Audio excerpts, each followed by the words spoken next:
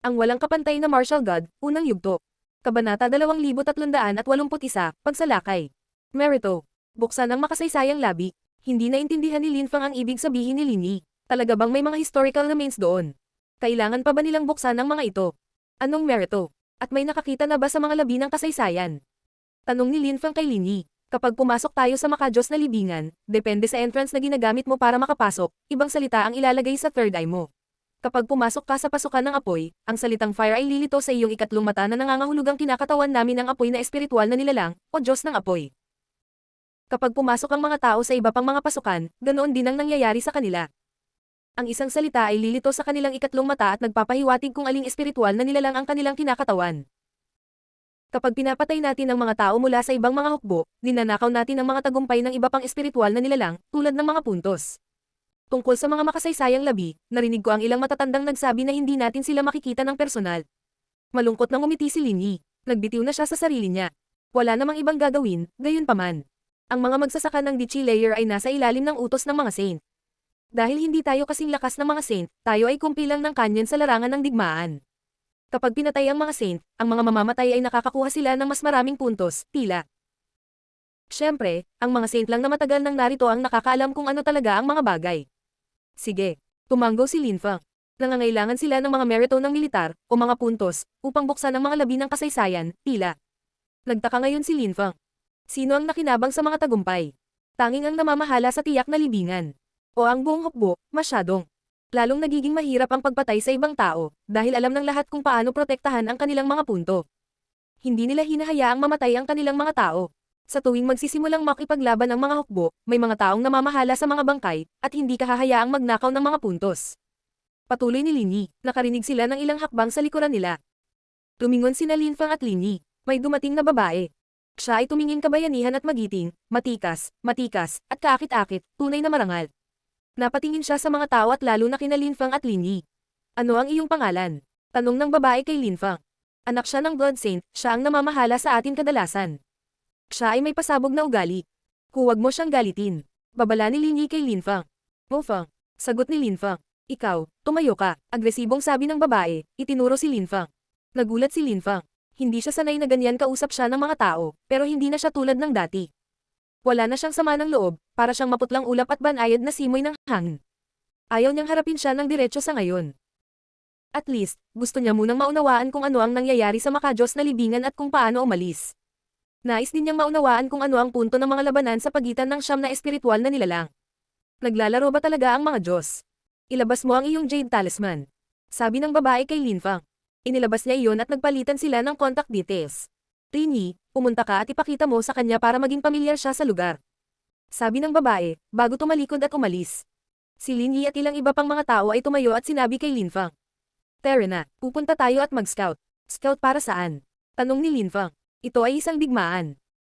Kailangan nating mag-scout at mang-alap ng katalinuhan. Kung hindi, madali tayong papatayin ng mga kalaban nang hindi natin alam kung paano. Napakadelikado dito, sabi ni Lin Yi. Nagsilabasan ng grupo ng mga tao. Mo Fang, hayaan mo akong bigyan ka ng mapa ng lugar. Nasa gilid tayo ng firegrave dito. Sabi ni Lin Yi, na nagpapadala ng mapa kay Lin Fang gamit ang kanyang makajos na kamalayan. Napaka-desolate. May historical remains ba talaga dito? Sabi ni Lin Fang. Pakiramdam niya ay wala dito. Kung walang makasaysayang labi, bakit napakaraming tao, kabilang ang mga saint? Sumingit ng isang tao. 4 silang tao, 2 lalaki bilang karagdagan kina Lin Fang at Lin Yi. Mukha silang malamig, walang laman ng kanilang mga mata at walang pag-asa. Sa harap namin ay isang lugar kung saan madalas nagtatago ang mga tao, ngunit ang aming mga kaaway ay kadalasang hindi ganoon kalayo. Sabi ni Lin Yi, inilabas nilang lahat ang kanilang makajos na kamalayan at siniyasat ang bulubundukin. Walang tao, elbulong ni Lin Yi. Ngunit kahit na wala tayong makitang sino man na may makajos na kamalayan, kailangan nating mag-ingat. Maraming tao ang may hindi kapani-paniwalang kakayahan sa pagtatago. Gayunpaman, ang posibilidad na makakita ng isang kaaway dito ay hindi mataas. Sumimangot si Lin Fang dahil nararamdaman niya ang buhay sa kanyang makajos na kamalayan. Gaya ng inaasahan, tama si Lin Yi, may mga taong nagtatago dito. Nararamdaman ko lang ang ilang dimly discernible life energy. Walang maramdaman si Lin Yi, hindi ito kakaiba, naisip ni Lin Fang. Si Lin Yi ay medyo pabaya dahil napakalapit niya sa kanilang base, kumbinsido na walang kaaway sa labas. Napakabilis, tumawid sila sa lugar, ngunit walang sinabi si Lin Fang tungkol sa kanyang naramdaman. Gusto niyang tawirin ang lugar at tingnan kung lalabas ba ang mga taong nagtatago. Gaano kabilis? Sa sandaling iyon, nagulat si Linfang, habang ang hibla ng enerhiya ng buhay na naramdaman niya ay napakabilis na gumalaw, at walang nakapansin nito. Kung hindi niya ito tinititigan ng buong oras, hindi rin niya ito mapapansin. Hindi pinansin ni Linfang ang kaaway at nagpatuloy sa pagsulong. Pagkaraan ng maikling panahon, nakarating sila sa isang malawak na lugar, at naramdaman ni Linfang ang chi ng ilang tao. Sa tingin ko ay may mangyayari, naisip ni Linfang. Gaya ng inaasahan, nang dumating si Linfang sa simula ng isang lambak, sinabi niya kay Linyi. Sapat na iyan para sa araw na ito, hindi ba? Balik na tayo. Nagulat si Linyi, bumalik ka. Paano naging napakadali ng mga bagay? Nag-scout kami. May mga kaaway sa ating teritoryo, paano tayo makakabalik? Sabi ni Linyi, kung hindi tayo babalik, baka hindi na tayo babalik. Naisip ni Linfang. Bamulong siya. May malaking panganib na naghihintay sa atin dito, bumalik tayo. Tumalikod si Linfang at nagsimulang umatras. Kumunat ang noo ng dalawang lalaki.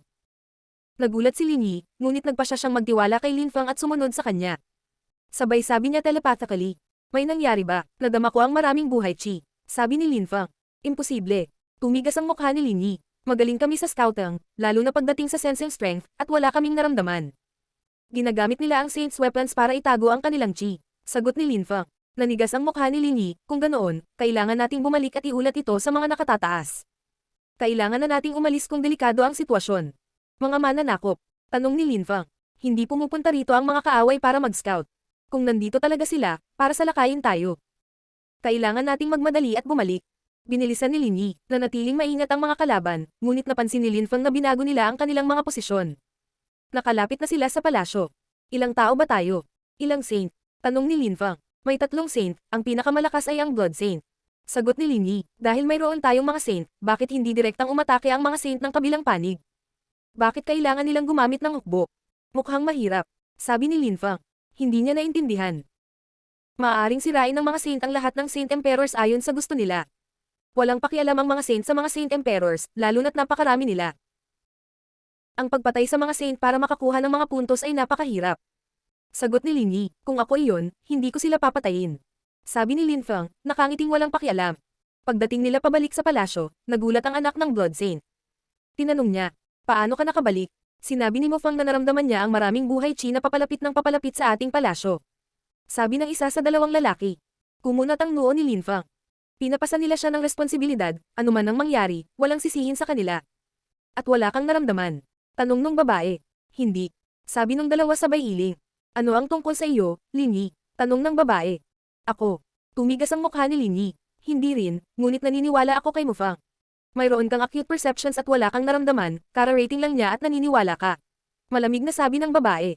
Tumingin siya kay Linfang, lumitaw ang isang fire whip at hamamplas kay Linfang. Binitawan ni Linfang si Chi, ngunit sinabi ni Linyi sa kanya ng telepatiko. Huwag subang lumaban. Huminto si Linfang, at bumagsak ang litigo sa kanyang katawan. Napunit agad ang damit nito pero hindi man lang gumagalaw, malamig lang ang tingin nito sa kanya. Kung walang sinabi sa kanya si Linyi, napatay na sana niya ito. Mapapatawad na kita sa pagkakataong ito. Kapag ginawa mo ulit yan, papatayin kita. Malamig na sabi ng babae, na nakatitig kay Linfang. Tama ka, mapapatawad din kita sa pagkakataong ito, naisip ni Linfang. Makikita niya pagkatapos dumating ang kaaway, at naiintindihan niya.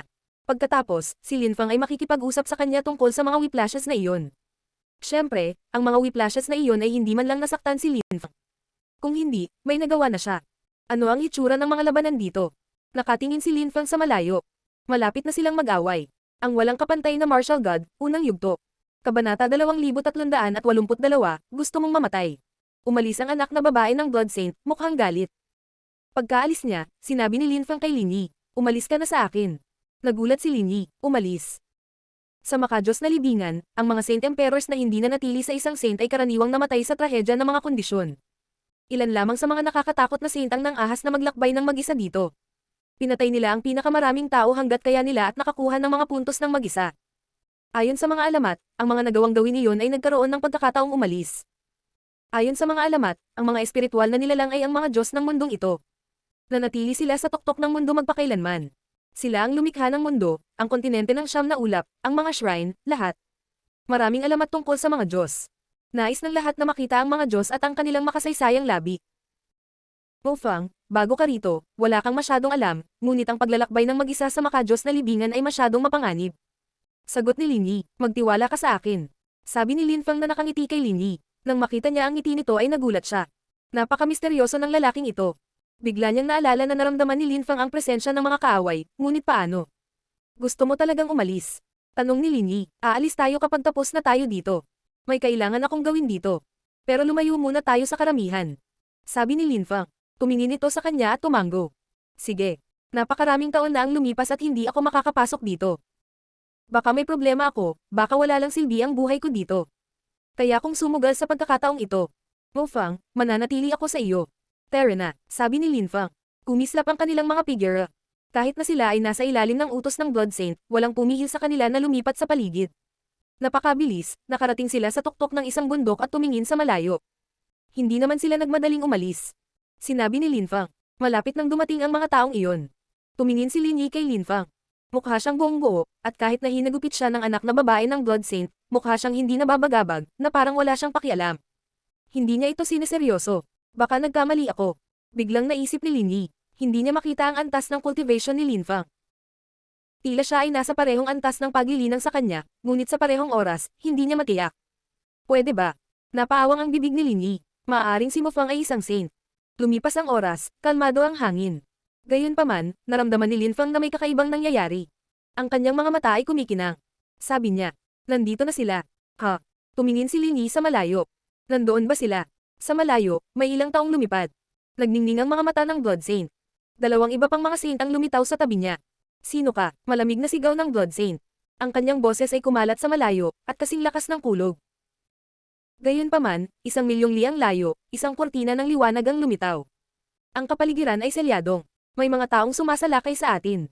Sa sandaling iyon, naiintindihan ng lahat. Nang sumalakay ang mga tao sa lugar ng ibang tao, tinatakan muna nila ito. Kung hindi, darating ang ibang puwersa at susubukang nakawin ang kanilang mga puntos habang abala sila sa pakikipaglaban. Biglang, isang nakakatakot na chiyang napuno ng hangin. Lumipad ang mga tao. Ito ay isang nakakatakot na hukbo. Napagtanto lang iyon ng mga miyembro ng Firegrave nang makalapit na sila.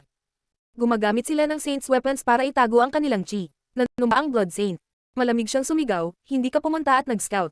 Galit na sigaw ng Blood Saint. Hinatak ng kanyang anak ang isang mahabang mukha. Tumingin siya sa kanyang hukbo, hinahanap si Lin Fang. Tama siya noon. Paano ito posible? Hindi niya ito mahanap, at hindi rin niya makita si Lin Yi. Wala siyang panahon para mag-isip. Isang nakakatakot na lakas ang biglang bomb-alot sa buong lugar. Lahat ay protektahan ang iyong sarili. Napapalibutan tayo. Sabi ng Blood Saint nang maramdaman niya ang napakalawak na chi. Wala silang choice kundi protektahan ang sarili nila sa pagkakataong ito. Mahusay ang diskarte ng mga kalaban, at gusto silang patayin. Nataranta ang mga tao. Sinabi ng Blood Saint sa karamihan na protektahan ang kanilang sarili, na nangangahulugang hindi sila sapat na malakas. Ama. Sabi ng anak ng Blood Saint, hinatak niya ang mahabang pa. Kung sila ay napapaligiran, nangangahulugan ito na sila ay tiyak na mapapahamak. Ang tanging paraan para makatakas ay ang sirain ng selyo. Sabi ng Blood Saint sa kanyang anak, habang nakapalibot sa kanya ang isang nakakatakot na lakas. Ama. Nagulat ang anak ng Blood Saint. Nakita niya ang isang nakakatakot na mapang api na lakas na nakapalibot sa Blood Saint. Isang saint ang dahan-dahang dumating. Alam niyang pinoprotektahan siya ng Blood Saint, ngunit hindi siya maaaring manatili sa tabi nito. Mo Fang. Sabi ni Lin Yi, nagulat siya. Ang kanilang mga kaaway ay talagang dumating, tulad ng sinabi ni Lin Fang. Tumingin si Lin Fang kay Lin Yi nang may pagtatanong. Sinabi niya, ang lugar ay selyado. Natigilan kami dito. Ang sealed area ay napakalaki. Tara na at tingnan natin. Tumingin siya sa kanya, lumingon, at nakitang nagsimula na ang labanan. Napakabilis, nagsimulang patayin ang mga miyembro ng Firegrave. Hindi sila maaaring manalo, at hindi nagkaroon ng pagkakataon, dahil ang Blood Saint ay direktang sumuko. Kung walang pagpaplano at walang diskarte, ang labanan ay maaaring humantong lamang sa trahedya. Sabi ni Lin Yi nang makita niyang pinapatay ang mga Fire Saint. Iyon ang unang pagkakataon na nakakita siya ng ganitong kakilakilabot na masaker. Nakakita na siya ng maraming labanan, nakakita na siya ng maraming tao na namatay, at maraming mga kaaway ang nagnakaw ng puntos, ngunit ngayon, ang mga miyembro ng Firegrave ay pinapatay pa lang. Nang mamatay ang mga magsasaka, kinuha ng mga kaaway ang mga pirma ng apoy na mayroon ng mga miyembro ng Firegrave sa kanilang ikatlong mata, iyon ang mga punto. Gaano kitakat? Mukha silang mga demonyong uhaw sa dugo, naisip ni Lin Fang, na sumulyap sa aksyon. Ang mga miyembro ng Firegrave ay tumatakbo sa lahat ng direksyon. Ang ilang tao ay tumakbo patungo kina Lin Fang at Lin Yi. Sinulyapan lang sila ng mga iyon pero hindi sila tumigil, nagpatuloy sila sa pagtakbo. Kailangan muna nilang protektahan ang kanilang sarili. Gayunpaman, nang dumating sila sa gilid ng teritoryo, hindi nila masira ang selyo. Nakatakas din ang anak ng Blood Saint. Nang makita niya sina Lin Fang at Lin Yi, malamig niyang sinabi. Basta, alam mo na sinasalakay ng mga kaaway ang ating teritoryo, bakit hindi ka nagpumilit? Natuwa si Lin Yi, ang babae ay tumangging maniwala sa kanya, at ngayon ay inilalabas niya ang kanyang galit sa kanya. Ang anak na babae ng Blood Saint ay naglabas ng nakakatakot na chi at inilabas muli ang kanyang letigo. Naging fire snake ito at humampers sa nakakatakot na bilis. Mag-ingat ka, sabi ni Lin Yi. Gayunpaman, sa sandaling iyon, ang anak na babae ng Blood Saint ay namangha. Hinawakan ni Lin Fang ang letigo, at agad itong tumigil sa paggalaw. Ikaw. Ang anak na babae ng Blood Saint ay hinayla ang mahabang mukha. Gumamit si Lin Fang ng kaunting lakas para hilahin ito mula sa kanyang kamay. Pagkatapos, hinampes niya ito ng marahas. Agad na napunit ang kanyang damit. Walang ekspresyon si Lin Fang. Muli niya itong hinampes. Ang hagupit ng letigo ay pumaligid sa kanyang leeg at kinaladkad siya nito patungo sa kanya, tinitigan siya sa malamig na paraan ng hindi nagsasabi ng anumang bagay. Nakaramdam siya ng sobrang kahihiyan kaya namutla ang mukha niya. Paano ba naman kasi ang lakas niya? Naisip ng anak ng Blood Saint. Kahit na nakaramdam siya ng kahihiyan, naramdaman niyang napakalakas nito. Hindi na kailangan ni Lin Fang na gumawa ng kahit kaunting pagsisikap laban sa kanya, isang Saint Emperor lamang. Wala siyang magawa laban sa kanya. Bastos. May galit na sigaw ng mga sandaling iyon. Nang makita ng Blood Saint na banihag ni Lin Fang ang kanyang anak, naglabas siya ng malakas na chi patungo sa kanya. Pero inatake din siya ng kanyang kalaban sa pagkakataong iyon kaya wala na siyang oras para mag-react. Pumunta ka at patayin siya. Sigaw ng Blood Saint sa dalawa niyang kasama. Ang isa sa kanila ay umalis sa labanan, lumipad patungo kay Lin Fang. Isa siyang half-saint. Mukha siyang galit at naglabas ng matinding enerhiya. Gusto mo talagang mamatay. Galit na sigaw ng taong iyon. Pinalaya niya ang Celestial Daw. Naramdaman ni Lin Fang ang isang paputok na apoy na pinalilibutan siya ng Celestial Daw. Hindi ito kaaya-aya. Ang lalaki ay sumuntok sa direksyon ni Lin Fang. Hindi. Hinatak ni Lin Yi ang mahabang mukha. Masyadong nakakatakot ang mga saint. Tumingin siya kay Lin Fang. Nakatayo pa rin siya doon, at nang bambahin ng kamao ng saint ang kanyang katawan, hindi siya kumikibo, na para bang hinihintay niyang mamatay. Ang malakas na kamao ay bumagsak kay Lin Fang. Malamig na ngumiti ang anak ng Blood Saint. Napakawalang ingat. Lin Yi, gusto mo ring mamatay. Gayunpaman, sa sandaling iyon, nagbago ang ekspresyon ng saint. Nasira ang kapaligiran sa paligid niya, at hindi niya makontrol ang lakas sa paligid ng kanyang kamao. Tinuro siya ni Lin Fang, at isang matalim na espada ang lumabas sa kanyang daliri. Sa lakas ng kanyang Diyos, siya ay isang dalubhasa sa malapit na labanan. May lumabas na dugo sa ulo ng cultivator na iyon. Dilat ang kanyang mga mata, hindi siya makapaniwala sa kanyang mga mata. Ang anak na babae ng Blood Saint ay namangha rin. Sa wakas, mukha na siyang takot na takot. Ang walang kapantay na Martial God, unang yugto. Kabanata 2383, Prolog ng Digmaan. Tumingin si Lin Fang sa kanya, habang ang isang misteryosong lakas ay lumabas mula sa ikatlong mata ng kanyang kalaban. Tila ang lakas na iyon ay sinusubukang protektahan ang kanyang kaluluwa. Ang lakas ng ganyan. Naramdaman ni Lin Fang ang kapangyarihan nito. Lin Yi, maaari ka bang magnakaw ng mga puntos mula sa mga taong kapareho mo? Tanong ni Lin Fang. Hindi mo kaya? Sagot ni Lin Yi, nanginginig siya. Hindi niya akalain na magiging ganoon kalakas si Lin Fang hanggang sa madaling mapatay niya ang isang saint. Sige. Tumanggo si Lin Fang. Pinalitan ng kanyang lakas ng Diyos si Celestial Daw, naglabas siya ng mga espada na tumagos sa ikatlong mata ng kanyang kalaban, sinira ang kanyang huling depensa, at siya ay namatay. Ang mukha ng anak na babae ng Blood Saint ay nakakatakot. May impresyon siya na si Lin Fang ay isang demonyo. Madali niyang mapatay ang mga saint, at hinampes siya nito noon pa. Pinag-aralan ni Lin Fang ang labanan, at sinabi sa anak ng Blood Saint. Ikaw ama ay hindi sapat na malakas, ang mga kaaway ay mas malakas. Pero kung papalarin siya, makakatakas siyang mag-isa. Bamulong ang anak ng Blood Saint. Napakalakas mo, kaya mo bang iligtas ang mga taong iyon? Sila ang iyong mga kasama, at papatayin ng mga nanghihimasok ang lahat, hindi nila ililigtas ang iyong buhay. Tumingin si Lin Fang sa kanya at ngumiti ng masama. Marami kang iniisip. Sa sandaling iyon, ang dalawang lalaking nag-scout kasama sina Lin Yi at Lin Fang ay tumakbo patungo kay Lin Fang. Nang mapagtanto nila na napakalakas ni Lin Fang, umaasa silang protektahan sila ni Lin Fang. Iligtas kami, sabi ng dalawa, nakatingin kay Lin Fang. Pareho silang mukhang desperado. Ngunit tiningnan sila ni Lin Fang nang walang pakialam, na parang wala siyang pakialam sa kanila.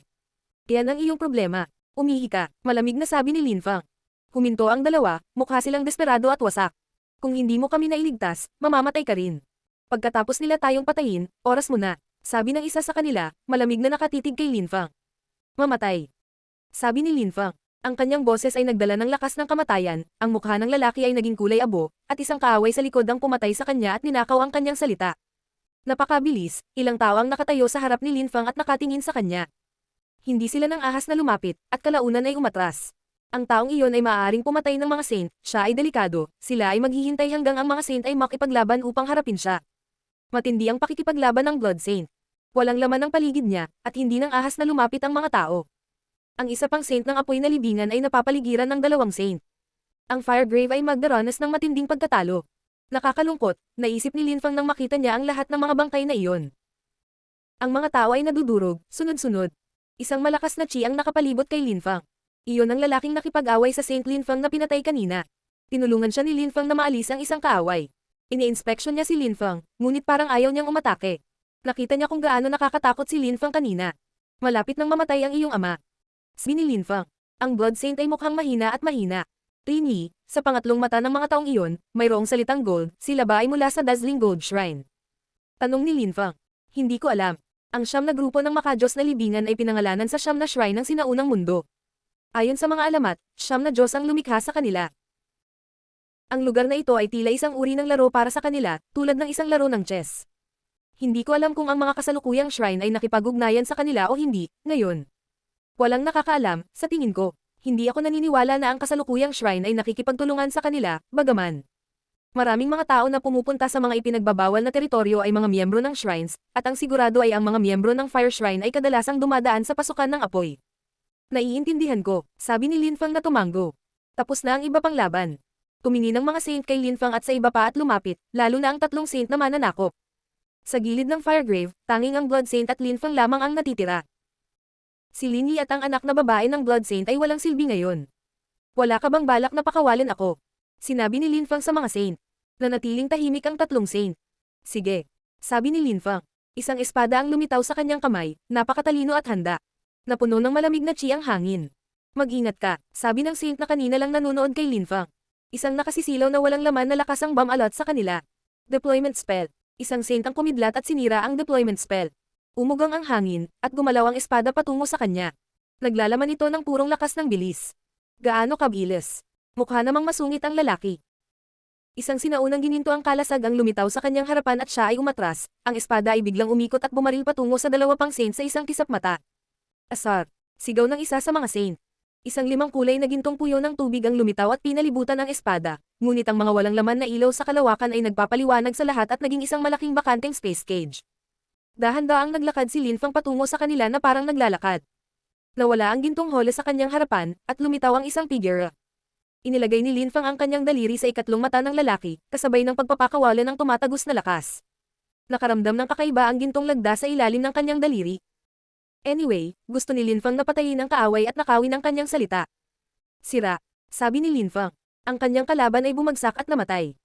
Ang lakas ng salita ay tumama sa ikatlong mata ni Linfang, at bigla siyang nakaramdam ng lakas. Kakaiba. Napabuntong hininga si Linfang. Lagda ba talaga ng Diyos ang bagay na iyon? Kung hindi, ano ito? Nagpatuloy si Linfang sa paglalakad at pagnanakaw ng mga salita. Nakita ng anak na babae ng Blood Saint ang mga taong sunod-sunod na namatay sa pagkamangha. Nakaramdam pa siya ng kitawa-tawa. Sinabi niya kay Linfang na, gusto mong mamatay, na parang madali lang niya itong pinatay. Maaaring patayin siya ni Linfang sa isang sulyap, isa siyang tunay na hari ng demonyo. Sinisira niya ang kumpletong hukbo ng mga nanghihimasok ng mag-isa. Tumibok din ang puso ni Linyi. Masyadong malakas si Linfang. Sa kanyang antas, laban sa mga taong mas mahina kaysa sa kanya, hindi na niya kailangan pang makipaglaban, hindi ito labanan. Nagpapatayan lang siya ng mga tao sa kanyang paraan. Bumukas ang gintong kortina, at lumitaw ang figure sa harap ni Linfang. Ito ay isang saint. Tinanong ni Linfang. Bakit kailangan nating magnakaw ng mga puntos ng mga tao? Siya tunog walang malasakit, natural at kagaanan. Gayunpaman, mas naging nakakatakot ang hitsura niya. Napaawang ang bibig ng saint. Ayaw niyang lumaban kay Linfang. Sinubukan nilang salakayin ang lugar na ito, at dahil sa isang tao ay kalunos-lunos ang resulta. Hindi ko alam, sabi ng saint, nakangiwi. Iniunat ni Linfang ang kanyang kamay at itinuro siya gamit ang isang daliri. Isang espada ng Diyos ang lumabas sa kanyang daliri. Ito ay astonishingly mabilis, na naabot ang rurok ng pagiging perpekto. Ang kanyang buong kamay ay isang espada. Walang oras na mag-react ang saint na iyon. Nabasag ang kanyang ikatlong mata at ninakaw ni Linfang ang kanyang salita.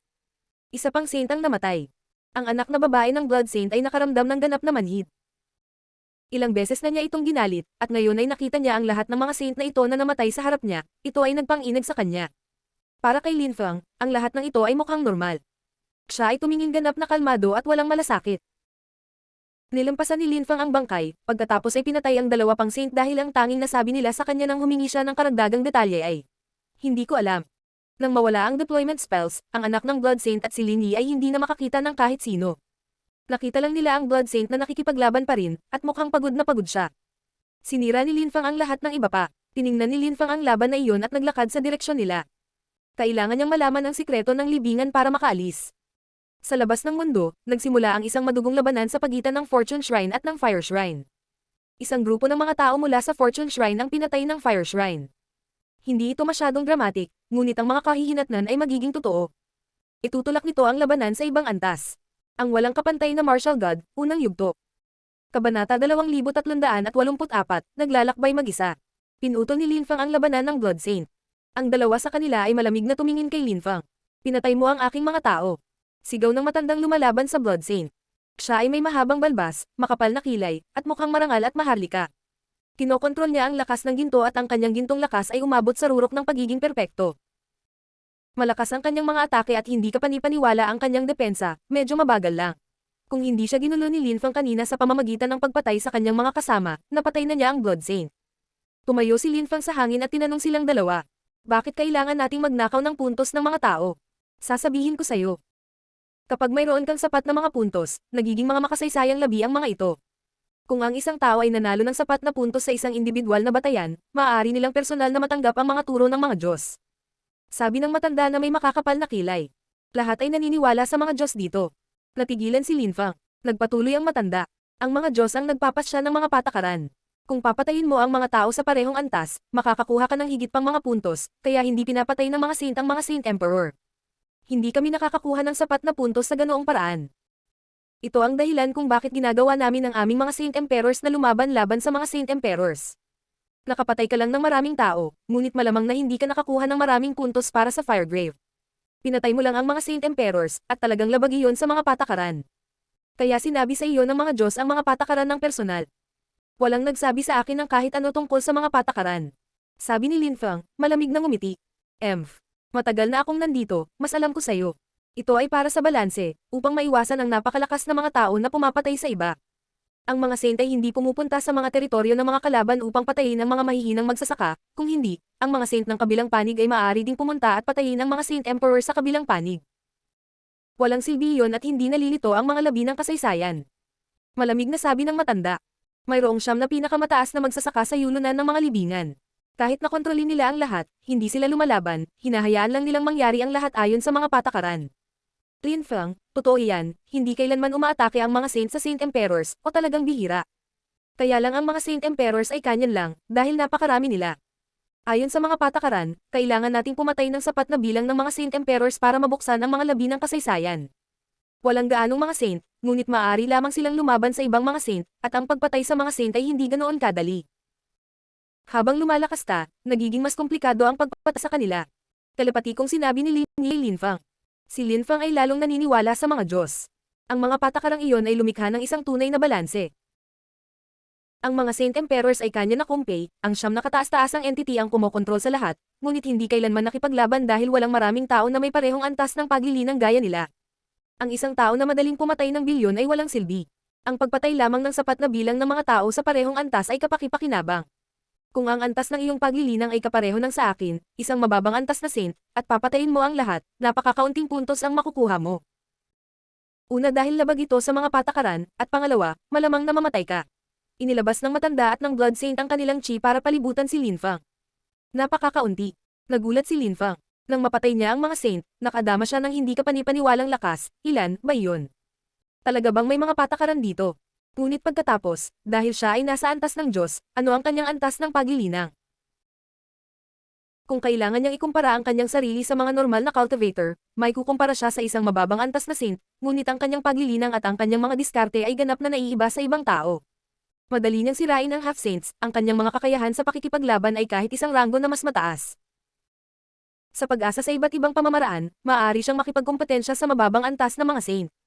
Sa nakakatakot na saint's weapons, mas nakakatakot ang kanyang kakayahan sa pakikipaglaban.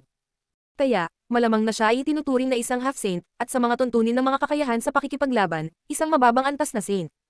Iyon ang partikularidad ng kanyang paglilinang, ang kanyang sariling antas ng Diyos. Para kay Lin Feng, ito na marahil ang huling cultivation level na mayroon siya. Isa rin ang ibig sabihin nito. Wala nang imposible sa kanya. Kailangan niyang mag-aral, at unti-unti siyang lalakas at lalakas. Walang limitasyon ang kanyang lakas. Nakakaawa, sabi ni Lin Feng. Nagulat ang matanda at ang Blood Saint, malamig na pinapanood si Lin Feng. Sila ay kaawa-awa. Saglit lang ako dito at sinasabi mo sa akin na may mga patakaran, at dahil may mga patakaran, bakit hindi mo hayaang mag-isa ang mga Saint Emperors? Kayo ay mga Saint at inaabuso ninyo ang inyong kapangyarihan para kontrolin sila. Hindi ka pumunta at lumaban sa mga kaaway ng mag-isa dahil ikaw ay walang kakayahan. Alam mo na hindi mo maaaring patayin ang mga tao sa parehong antas ng paglilinang. Ngunit sa ganoong paraan, kahit na balang araw ay magkaroon ka ng sapat na mga puntos at lumitaw ang mga labi ng kasaysayan, maraming mga Saint doon, ano ang iyong gagawin kung gayon? Mahinahong sabi ni Lin Feng. Alam mo kung ano ang mangyayari, ngunit dahil ikaw ay walang kakayahan, sinusubukan mong protektahan ang iyong buhay sa pamamagitan ng paggamit ng ibang tao. Takot ka lang at mahina. Naninigas ang mukha ng matanda. Ang mga salita ni Lin Feng ay parang kutsilyong tumutusok sa kanyang puso. E ano ngayon? Kapag pumasok ka sa makadiyos na libingan, hindi ka na makakalabas. Hindi ka man mamatay dito, kahit makita ng mga tao sa labas ng mundo na hindi sira ang Jade Talisman mo, hindi nila alam na parang kulungan lang ang lugar na ito. Kung hindi ka sapat, paano ka maglalakbay ng mag-isa? Paano mo mapapatay ang napakaraming malalakas na kalaban? Alam mo ba kung gaano kadelikado ang lugar na ito? Malamig na hamon ng matanda. Kaya, inaamin mo na may mas malalakas na magsasaka. Sabi ni Lin Feng. Nagulat ang matanda at sinabi. Siyempre, pero hindi ibig sabihin na isa ka na sa kanila. Iniunat ni Lin Feng ang kanyang kamay at lumitaw ang isang God Sword. Lumipad siya at isang napakabigat na enerhiya ang bumaba mula sa langit. Ang kanyang espada ay kasing bigat ng isang napakalaking palakol na naglalaman ng napakatinding enerhiya. Hinampes niya ang selyo, at lumitaw ang mga bitak, kumalat ang mga basag na tunog. Ang taybak ay gumapang muli sa kalangitan, at binasag ang selyo. Kapag nakaharap mo ang mga taong napakalakas at ang antas ng paglilinang ay mas mataas kaysa sa iyo, pakiramdam mo ay mahina ka. Mayroon kang impresyon na hindi ka magiging kasing lakas nila, nahanap mo silang mahiwaga. Ngunit ang mga taong iyon ay dating mahina din. Ang bawat tao ay dumaraan sa parehong mga bagay, independent sa iyong antas ng paglilinang, ito ay isang pangkalahatang tuntunin. Sa kabuuan, lahat tayo ay ordinaryong tao na may iba't ibang antas at iba't ibang buhay. Tumingon si Lin Feng at tumingin sa Blood Saint at sa matanda. Noong hindi pa siya Saint, iniisip niya noon na ang mga Saint ay hindi kapanipaniwala, ang tingin niya sa kanila ay mga Diyos. Ngayon, napagtanto niya na hindi naman pala big deal ang pagiging Saint. Kapag mahina ka, matatakot ka. Kapag mayroon kang matibay na paniniwala, nagtitiyaga ka, at pagkatapos ay balang araw magiging sapat ka, at kapag naabot mo ang isang tiyak na antas, kung huminto ka sa paniniwala, hihinto ka sa pagbagsak. Kayo ay mga Saint, ito ay nagpapatunay na kayo ay naging lubhang determinado sa nakaraan. Pero ngayon, tumigil sa pagsasalita si Lin Feng. Bulong niya sa sarili. Kahit na may mga Diyos sa mundong ito, tiyak na magiging kasing lakas nila si Lin Feng, maaari siyang maging isang tunay na Diyos. Lubhang determinado pa rin siya. Rini, umalis na tayo. Sabi ni Lin Feng sa kanya. Narinig ni Lin Yi ang lahat. Nagulat siya, nagkaroon siya ng impresyon na si Lin Feng at siya ay kabilang sa dalawang magkaibang mundo, na hinding-hindi niya ito maaabutan. Tumanggo si Lin Yi, at kinuha siya ni Lin Feng. Hindi sila pinigilan ng Blood Saint at ng matanda na umalis. Ang boses ni Lin Feng ay umaalingaw pa rin sa kanilang mga ulo. Pagkaraan ng napakahabang panahon, bamantong hininga ang matanda at tumingin sa kanila sa abot tanaw, at sinabing, ako ay nasa makadiyos na libingan sa loob ng 70,000 taon. Noong mga araw, masyado akong determinado, bata pa ako. Dati umaasa ako na hindi na ito magbabago. Sa sandaling iyon, napuno ng paghanga ang puso ng matanda. Umaasa siya na patuloy na determinado si Lin Feng. May building dito. Ilalagay kita dyan, sila na ang bahala sa iyo, ha? Sabi ni Lin Feng kay Lin Yi. Si Lin Yi ay biglang naging mahina ang loob, malungkot, at bigo. Sige. Pagsang-ayon ni Lin Yi, siya ay lubhang mahina kumpara kay Lin Feng. Pareho silang lumipad sa langit. May lumipad upang salubungin sila, naramdaman niya ang isang nakakatakot na chi at sinabi kay Lin Feng. Ano ang gusto mo dito? Nawasak ang bahay niya. Kailangan ko nang umalis. Kaya ba siyang alagaan ng mga tao mo? Tong ni Lin Feng. Ang kanyang chi ay napakalaki at napuno ng hangin. Tumanggo ang lalaki. Sige, hahanap ako ng lugar para sa kanya. Alis na ako. Sabi ni Lin Feng na umalis. Tumingin si Lin Yi sa malayo, ayaw niyang malayo kay Lin Feng. Sobrang hinangaan niya ito. Saan siya pupunta? Tanong ng Saint na iyon kay Lin Yi. Pupunta siya sa ibang lugar para makakuha ng puntos, mag-isa. Bulong ni Lin Yi. Nagulat ang Saint at nagsimulang manginig. Nagpatuloy si Lin Yi sa paglalakad palayo. Hindi na niya kailangang tanungin si Lin Feng, alam niya kung ano ang gusto nitong gawin. Ang walang kapantay na martial god, unang yugto. Kabanata 2385, Paglalakbay at Patay. Ayon sa mga alamat, ang 9 na libingan ng makadiyos na libingan ay nilikha ng 9 na Diyos. Ayon sa iba pang mga alamat, ang makadiyos na libingan ay isang lugar kung saan sila namahinga ng mapayapa. Ngunit anuman ang katotohanan, ang sigurado ay ang 9 na libingan ay sinaunang lugar at pinangalanan sa 9 na shrine ng sinaunang panahon. The Fire Grave, Dazzling Gold Grave, Earth Grave, Yellow at Snow Grave, Life Grave, walang laman ng Space Grave, Starlit Grave, hindi mabilang na Grave, at Time Grave. Ang mga miyembro ng shrines na umiiral pa ay pumunta sa mga lugar na katumbas ng kanilang sariling shrine. Pumunta ang mga miyembro ng Fire Shrine sa Fire Grave, ang mga miyembro ng Empty Space Shrine ay pumunta sa Empty Space Area. Pinili ng mga taong hindi miyembro ng shrines and graves na tumutugma sa kanilang hinahanap. Ang 9 na libingan ay partikular at naglalaman ng lahat ng uri ng chi. Ang kanilang mga hangganan ay patuloy na nagbabago. Ang 9 na libingan ay pabilog at lahat ay may iisang hangganan. Mula sa karaniwang hangganang iyon, maa-access nila ang lahat ng iba pang libingan, ngunit ang lugar na iyon ay lubhang mapanganib din. Walang sino man ang nang-ahas na manatili doon na masyadong mahaba, maliban sa ilang napakabanal. Ang dahilan ay ang lugar na iyon ang pinakamagandang lugar para manalo ng mga puntos, at ito rin ang pinakamagandang lugar para pumunta sa iba pang graves. Sa gabi sa makadiyos na libingan, may buwan din. Ang mga libingan at ang karaniwang hangganan ay mapayapa. May nakatingin sa malayo. Ayon sa mapa, pagkatapos ng kagubatan na iyon ay magiging hangganan na lugar. Narinig ko na ito ay isang magulong lugar kung saan maraming napakalakas na mga saint. Lahat sila ay gustong pumunta doon upang makakuha ng mga puntos, naisip ni Lin Fang. Napakalaki ng Fire Grave. Tumagal si Lin Fang ng 7 araw bago makarating sa kanyang kasalukuyang lokasyon. Marami rin siyang natutunan tungkol sa makadiyos na libingan sa kanyang paglalakbay, kaya naman napagpasyahan niyang pumunta sa magulong lugar sa hangganan. Sa sandaling iyon, malinaw na nakikita ang antas ng cultivation ni Lin Fang. Isa siyang half-saint. Sa ganoong paraan, hindi tatangkaing patayin siya ng mga napakalakas na saint dahil ito ay walang kabuluhan, hindi sila makakakuha ng anumang puntos sa pamamagitan ng pagpatay sa kanya. Lumipat pa si Lin Fang. Halos hindi marinig ang mga hakbang niya. Ang kanyang mga persepsyon ay talamak, madali niyang naramdaman ang paggalaw ng mga damo at mga puno. Walang makatakas sa kanyang perception. Kahit na walang saint ang umatake sa akin, kailangan kong maging maingat, naisip ni Lin Fang. Kaya naman, naglakad siya ng dahan-dahan at tahimik. May tao. Naramdaman ni Lin Fang na may lumitaw sa likuran niya. Ang salitang fire ay nakasulat sa ikatlong mata ng taong iyon. Siya ay mula sa libingan na ito. Ang lalaki ay hindi nagbabanta kay Lin Fang, kaya nagpatuloy siya sa paglalakad. Anong kakaibang puno? Napansin ni Lin Fang ang isang napakalaking puno na may maraming sanga at dahon. Ito ay lubhang makapal. Sa lugar na iyon na walang tao, ang puno ay lumaki ng hindi naabala. Napakabigat ng chi nito. Napakakapal na puno na hindi maaaring dumaan ang isang patak ng tubig sa mga sanga nito. Umakyat si Lin Fang sa paanan ng puno at huminto, nanatili siyang hindi gumagalaw, may nararamdaman siya. Biglang bumaba ng husto ang temperatura, parang magyayelo na ang lupa at langit. May impresyon si Lin Fang na ang kanyang dugo at kaluluwa ay magyayelo, ang lamig na iyon ay nagmula sa kaluluwa ng isang tao, tila. May tao. Ang mga mata ni Lin Fang ay biglang nagningning sa liwanag, pinakipot niya ang lakas ng Diyos sa kanyang mga mata at tumingin sa paligid. Isang ilusyon ang lumilipat patungo kay Lin Fang ng napakabilis. Biglang huminto ang taong iyon at biglang nagbago ang ekspresyon ng mukha nila sa hindi malamang dahilan. Hindi mapalampas ni Lin Fang ang pagkakataong iyon. Bigla siyang lumipad, itinaas ang kanyang mga kamay, at milyon-milyong death stamp ang lumabas sa kanyang mga daliri.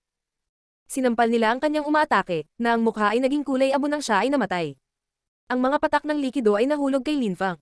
Hindi napansin ni Lin Fang sa partikular, ngunit mayroon siyang masamang premonition. Mas maraming patak ang nahulog mula sa puno. Bigla itong inatake ni Lin Fang. Ang napakalaking puno ay sumabog, gayunpaman, sa parehong oras, milyon-milyong mga patak ang nahulog kay Lin Fang. Ang mga dahon ng puno ay naglabas ng isang mapanganib na matalim na enerhiya ng espada, na pinawi ang kalangitan at tinakpan din ang lupa. Naging milyon-milyong espada ito nang lumitaw ang isang figure mula sa puno at naglabas ng mga baging patungo kay Lin Fang. Napakalapit nila, hindi makaiwas si Lin Fang, at pinaikit siya ng mga baging. Ang mantis stalks ang cicada, hindi alam ng Oreo sa likod. Si Lin Fang ay namangha. Ang saint na napatay niya ay napunta sa isang kalunos-lunos na paraan, ngunit hindi niya naramdaman na may isang makapangyarihang magsasaka sa puno. Naramdaman ni Lin Fang na ang mga patak ng likido ay malakas, ang layunin nila ay durugan ang kanyang mga laman loob. Buti na lang at ilang patak lang ang naabsorb niya. Ang nagtatago sa puno ay nagtago ng kanyang chi kanina. At ang mga patak ng likido ay nakamamatay na parang time bomb. Nais silang patayin ng taong puno ng kahoy ng sabay para makakuha ng mas maraming puntos. Maaari niyang salakayin ng isa sa kanila ng paisa-isa, ngunit siya ay matyaga. Isang matalim na espada na gawa sa mga bahagi ng puno ang bumaril patungo sa ikatlong mata ni Lin Fang. Ilusyon. Malamig na sigaw ni Lin Fang. Nagbago ang kapaligiran sa kanilang paligid. Si Lin Fang ay nakakulong pa rin sa mga baging, ngunit siya ay nasa ibang mundo ngayon. Inilabas ni Lin Fang ang isang matalim na espada at pinunit ang puno. Ang kalaban ay sumugod sa kanya at itinaas ang kanyang kamao. Ang mga baging ay naging matutulis na kawad na nagtangkang tumusok sa balat ni Lin Fang. Milyon-milyong patak ng tubig ang bumagsak patungo kay Lin Fang. Ilusyon. Galit na sigaw muli ni Lin Fang. Isang ilusyon ang lumitaw sa loob ng kanyang ilusyon, pagkatapos ay pinagsama niya ang panaginip at lakas ng ilusyon kasama ng isang deployment spell. Ang kanyang kalaban ngayon ay may impresyon na nakikipaglaban siya sa dalawang Lin Fang, ang isa ay nakabalot pa rin ng mga baging, at ang isa ay lumilipad patungo sa kanya. Hindi niya maintindihan ang nangyayari. Celestial Constriction. Malamig na sigaw ng Saint. Lumitaw ang Celestial daw sa itaas ng puno, at milyon-milyong baging ang lumitaw at bumaba mula sa langit, pinalibutan nila ang dalawang Lin Fang. Ang taong ito ay isang wood cultivator, at ang kanyang cultivation ay katulad ng isang life shrine cultivator. Ngunit sinusubukan ng mga miyembro ng life shrine na iligtas ang mga tao, samantalang ang isang ito ay isang assassin. Sinusubukan niyang pumatay ng mga tao nang hindi napapansin. Napakadelikado niya. Napakagandang lakas. Sabi ni Lin Fang, kung ang saint na ito ay naglakas loob na magtago dito, nangangahulugan ito na siya ay hindi kapani-paniwalang malakas. Ang napatay ni Lin Fang ay malakas din, ngunit, namatay siya. Papatayin kita kahit sa mga ilusyon. Malamig na sabi ng magsasaka. Dalawang napakatalas na walang laman na sibat na gawa sa kahoy ang bumaba mula sa langit at tumungo sa dalawang Lin Fang. Agad na naghiwalay ang mga ilusyon at muling lumitaw ang totoong mundo. Nasira ang ilusyon niya, patay na ba siya? Laming-galinga ang lalaki sa paligid, ngunit hindi niya makita ang bangkay ni Lin Fang. O hindi. Ang kanyang ekspresyon ay nagbago ng husto. Naramdaman niya ang panganib na nagmumula sa likuran, tahimik na gumalaw ang isang espada patungo sa kanya nang hindi niya napapansin, kahit na tumagos ito sa kanyang ulo at ikatlong mata. Paumanhin, nasa ilusyon pa rin kami. Walang pakialam na sabi ni Lin Fang. Ang totoong mundo ay muling lumitaw. Gabi na, at dumudugo ang ikatlong mata ng taong iyon. Mukha siyang natulala, hindi niya alam kung paano siya namatay. Siya ay gumugol ng 8,000 taon dito, nagtatago at nangangaso, nanalo siya ng napakaraming puntos, at ngayon ay patay na siya. Ang kanyang mga puntos ay napunta sa kanyang pumatay. Ang kanyang salita ay lumipat sa ikatlong mata ni Lin Fang. Naramdaman ni Lin Fang ang isang hindi kapani-paniwalang lakas na dumadaloy sa kanya. Hindi ka lang mananalo ng isang nakapirming halaga ng mga puntos, makakakuha ka rin ng mga puntos ng iyong mga kaaway. Pag-iisip niya. Siyempre, kapag namatay ang mga tao, ang mga puntos na kanilang naipon ay kailangang mapunta sa isang lugar, kaya kapag sila ay pinatay, ang kanilang mga pumatay ay talagang nakuha sila. Karamihan sa mga tao ay hindi maaaring pumatay ng mga magsasaka tulad ng Free Guy, tanging ang mga tao na napakalakas tulad ni Lin Fang ang magagawa. Pagkatapos kolektahin ang word ng Free Guy, ninakaw ni Lin Fang ang word ng isa pang cultivator na kakapatay lang niya. Marami ring puntos ang lalaking iyon, pero mas trahedya ang pagkamatay niya. Naririnig ni Lin Fang ang ilang mga tunog sa paligid, at alam niyang maraming tao ang nagtatago sa kadiliman. Matapos makita ang kanyang laban, marami sa kanila ang umalis.